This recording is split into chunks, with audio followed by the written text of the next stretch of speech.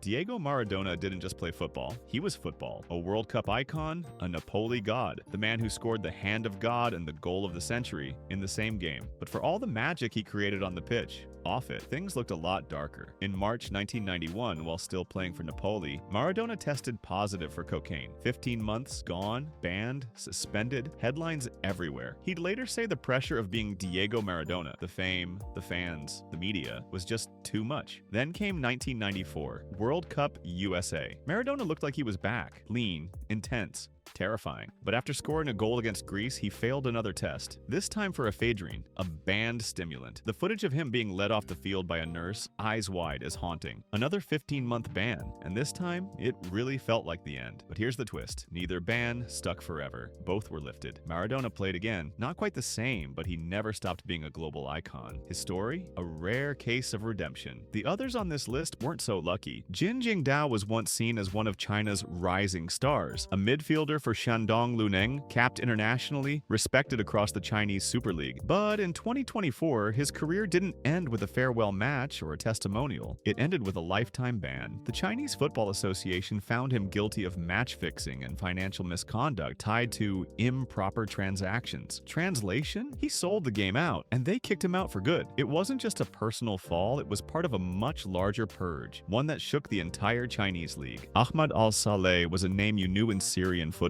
Over 50 caps for the national team, a decade-long run in the heart of defense, and stints with clubs across Lebanon, Kuwait, China, and Syria. He played with intensity, sometimes too much, and in early 2023 it all boiled over. During a Syrian Premier League match, Al-Saleh got sent off for a foul, but that was just the beginning. He kicked a chair, spat at the referee, hurled insults, and even got physical. The footage was brutal. The response? Immediate. The Syrian FA handed him a lifetime ban. No appeal, no delay. It became one of the most talked about incidents in the country's football history, with global coverage from BBC and Reuters. Most assumed that was it, a career-ending meltdown. But just 2 months later, Al-Saleh popped up again, this time in Lebanon, signing with Bourges FC. Because the SFA's ban, it only applied in Syria. So while his international career ended in disgrace, he didn't disappear. He kept playing, just not where anyone expected. At one point, Jonathan Bacchini looked like Italy's next midfield maestro. He wore the jerseys of Juventus, Brescia, Parma, the top tier of Serie A. Quick feet, strong engine, and plenty of promise. But talent wasn't enough to outrun addiction. In 2004, Bacchini tested positive for cocaine. He served a 9-month ban, the kind of punishment you can bounce back from, but he didn't. 2 years later, another test came back dirty. Same substance. Only this time, the Italian Football Federation didn't hesitate. Lifetime ban, career over at 30. No scandal, no fixing, no violence. Just a player who couldn't stay clean long enough to fulfill his potential. His name now sits among Italy's saddest what-ifs. Salvador Carmona was no bench warmer. He played in 2 World Cups, held down spots at Toluca and Cruz Azul, and helped define a golden era for Mexican football. But even decorated careers can collapse, and his did, hard. In 2005, Carmona and a teammate failed drug tests at the Confederations Cup. The ban, 1 year. Enough to sting, but not to end things. Then came 2006. Another failed test, different time, same mistake. By 2007, it was official. Lifetime ban from the Mexican Football Federation. For fans, it was unreal. A national hero one day, erased from the game the next. No farewell, no redemption arc. Just a cold end to a storied run. His ban wasn't just a scandal, it was a turning point in how Mexican football handled doping, and it left a legacy no one wanted. Son Jun-ho played in the World Cup. He was one of South Korea's brightest midfielders, a K-League standout, a national team regular. Then he joined Shandong Taishan in China, and everything unraveled. In 2024, the same crackdown that took down Jin also brought Son's career to a halt. The charge? Match fixing, gambling, manipulating results. The punishment? Lifetime ban. It shocked fans across Asia. Son wasn't just a good player, and he was a known player. And just like that, gone. The CFA made it clear, if you touch the game's integrity,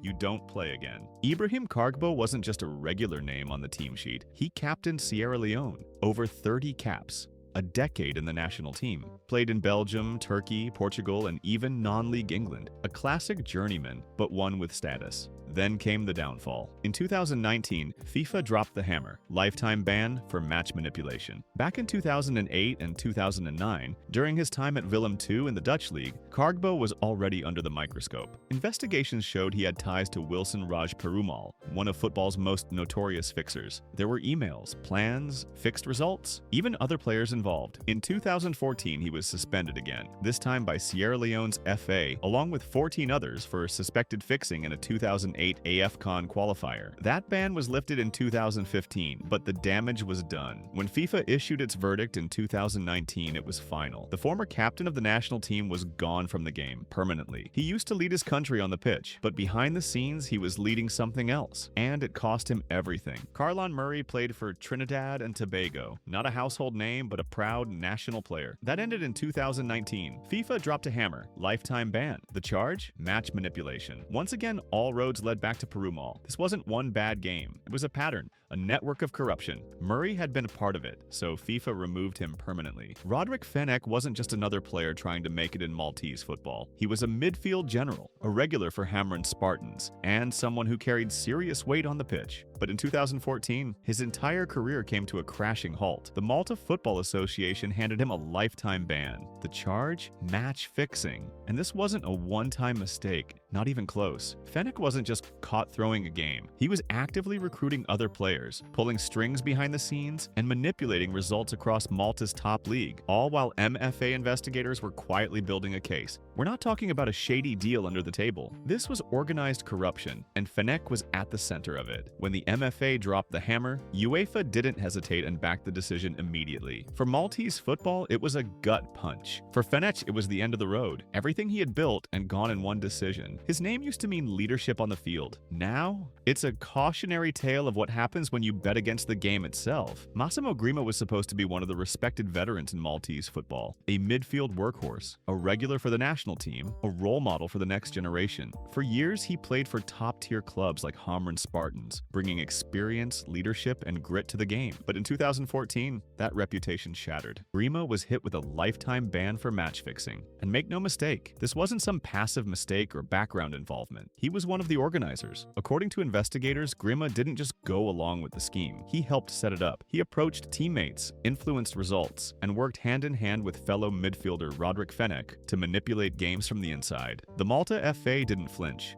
They threw down the ban and UEFA backed it without hesitation. And while Fenech's case made the headlines, Grima's fall hit differently. The fallout wasn't just about punishing two individuals. It was a wake-up call for Maltese football, exposing just how deep the rot had spread. As for Grima, his career didn't end on a high note. It ended in disgrace, with a legacy rewritten in scandal instead of success.